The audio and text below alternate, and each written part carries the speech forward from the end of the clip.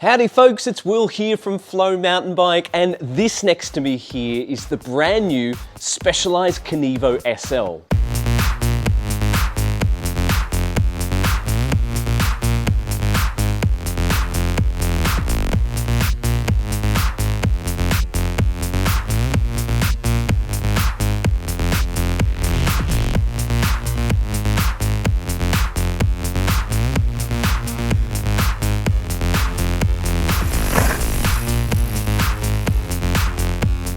Right folks, the Specialized Kenevo SL has arrived, and there is a lot to talk about with this new lightweight long travel e-mountain bike. Before going any further though, I'll point out that the full review of this bike is now live over at flowmountainbike.com. Make sure you click the link in the video description below, and that will take you through to the full review of this bike right here. In this video, I'll be giving more of a broader overview of the Kenevo SL. I'll be talking about what makes it special, how it rides on the trail, and how it compares to the Specialized Levo. Now, the best way to look at the new Kenevo SL is not so much as a carbon version of the existing alloy Kenevo, but more of an electrified version of the Enduro. Indeed, just like the Enduro, the Kenevo SL is rolling on 29-inch wheels, and it's got 170mm of travel front and rear. It also uses the Enduro 6-bar suspension design with the rear shock placed nice and low down in the frame, where it's driven by 2 control links. The Kenevo SL is built around the compact SL 1.1 motor, which delivers up to 35 Nm of torque, and that's powered by a 320 Wh battery. Now compare that to the Levo, which has the bigger 2.2 motor, which produces up to 85 Nm of torque and is powered by a huge 700 Wh battery. Now, the reason behind the SL system is all about weight.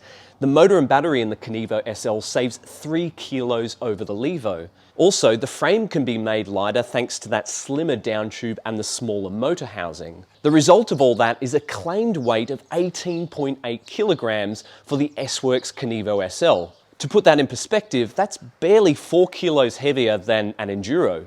Now, the smaller motor is also key to being able to build this bike around that 6-bar suspension design, whilst also keeping the rear center length nice and short. In its shortest position, the rear center length measures just 442mm, and that's with a 29-inch rear wheel. As with the latest Stumpjumper Evo and Levo, this frame gets adjustable headset cups. You can set the head angle as slack as 62.5 degrees or as steep as 64.7 degrees. There's also a flip chip at the rear dropout, and that gives you high and long or short and low settings. Now, there will be 2 Kenevo SL models coming into Australia this year, and as expected, pricing is bold. There'll be the S-Works Kenevo SL, which comes with a sticker price of 23,700 Australian dollars. And then there's this bike here, the Kenevo SL Expert, which will sell for 15,900 Australian dollars. Also worth noting is that Specialized will be offering an S-Works Kenevo SL frame set. Price on that is 12,900 Australian dollars. Now, the Kenevo SL Expert that we've been testing for the past couple of weeks comes fitted with a Fox 38 Grip 2 fork on the front and a Float X2 shock on the back.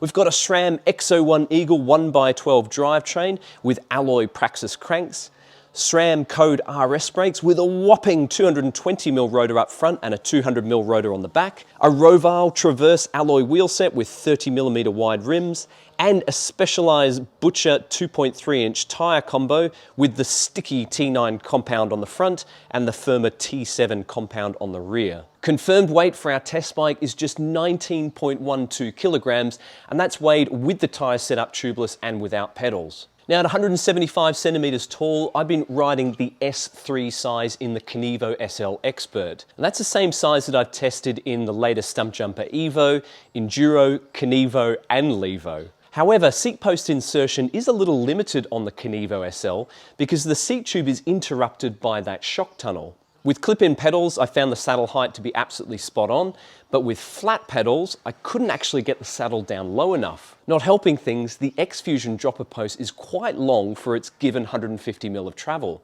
Now, while it didn't affect my ability to test the Kenevo SL, it is something that shorter-legged riders will want to be aware of when looking at the geometry chart. After having spent a load of time on full-powered e-mountain bikes lately, including the Levo and the Canyon Spectral On, It did take me a little while to recalibrate to the lower power output of the Kenevo SL's motor. Once I adjusted though, it was really impressive how seamless the power delivery is with this motor, and also how consistent it is on the climbs. The new firmware update for the SL 1.1 motor reduces the motor's previous tendency to cut out during really choppy pedaling and high RPM efforts, like when you're rapidly accelerating to try and get up and over a tricky obstacle on a climb. And indeed, the technical climbing performance is perhaps the biggest surprise of the Kenevo SL. There's decent ground clearance, and combined with the 29-inch wheels, the traction-rich suspension design, and the intuitive power delivery, there are really few technical climbs that I couldn't clear on the Kenevo SL.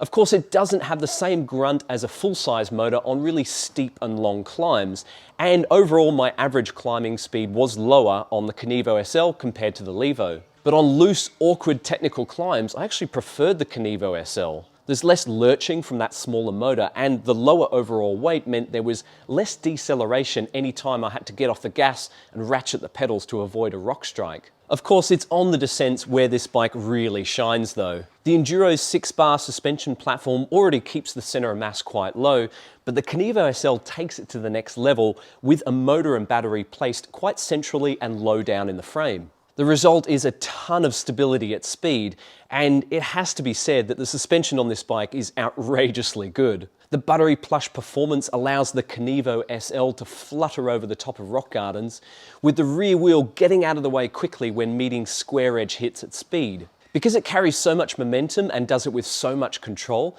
I found myself riding sections a lot harder and faster than usual. Indeed, after the first ride, I realized I was going to have to run higher tire pressures than normal. Initially, I did find the suspension to feel a little bit too gooey, and after all, you've got a big downhill shock there and 170 mil of travel, which is a lot to get lost in. To counter this, I sped up the rebound damping till it was just 5 clicks off the fastest setting, and I also increased the low-speed compression damping till it was about halfway. With the rear suspension dialed in and a little bit more platform under my feet, the Kenevo SL does impress with its overall agility. The extra mass puts more weight onto the front tyre, and that results in more grip when riding on flatter terrain. It's not so heavy to make it feel lethargic though, and indeed with the short rear centre length, it isn't too hard to lift up the front wheel on this bike. Along with the floaty suspension performance and this bike's ability to carry momentum, the Kenevo SL just sails over jumps with ease. Indeed, I was hitting a load of jumps on this bike that I've never hit before, and I was actually feeling quite confident doing that. Even when things went wrong, there's a load of suspension here to soak up a mistimed landing,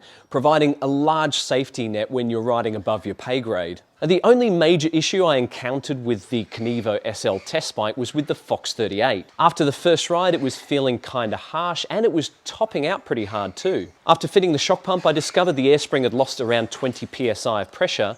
Then I checked the bleeder valves on the back of the fork lowers, and a load of pressure came out of the air spring side. Now the 38's internals are unique in that the air spring sits within its own tube, which sits inside the stanchion. And from that, we gather that air has been leaking out of the air spring and into the lowers. Now that's the sort of thing that would be fixed with an air spring service, and Fox would cover that under warranty. Still, it's disappointing to experience that problem on what is a $1,700 fork on a $16,000 bike. Now some of you might be wondering how much range you can get out of the Kenevo SL with its smaller battery and motor. To find out, I conducted 2 range tests, and I also played around with some of the settings on the Mastermind TCU display in order to help my efficiency while riding this bike. You can find the results of those range tests in the full review over at flowmountainbike.com.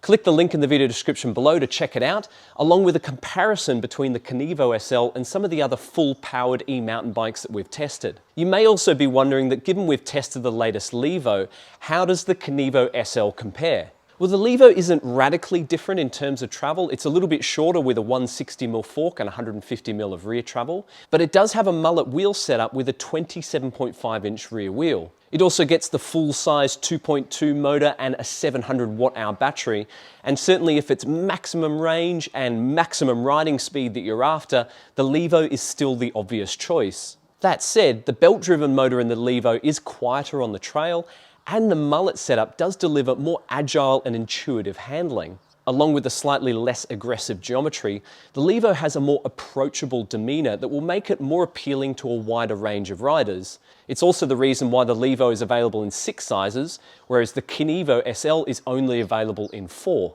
But if it's plush, rock-swallowing suspension that you're after, the Kenevo SL with its 6-bar suspension platform simply takes it to another level. Along with the full 29-inch wheel setup, it rolls smoother and faster, allowing it to build outrageous momentum on really rough, high-speed terrain. While it does steamroll the descents, the narrower 2.3-inch tyres give it a little bit more precision on the trail and less vagueness when pummeling it into high-speed, hard-packed berms. And for those reasons, the Kenevo SL is the better bike for more aggressive riders. And that, my friends, brings us to the verdict of the new Specialized Kenevo SL. With its low-slung suspension design, slim down tube and compact motor, this is one of the best-looking e-mountain bikes we've ever tested. It did take us a little while to wrap our heads around the lightweight, long-travel concept, but after riding the Kenevo SL, I know exactly why Specialized has pursued this design. The 6-bar suspension is incredibly plush, and the SL motor and battery keeps the weight in a reasonable range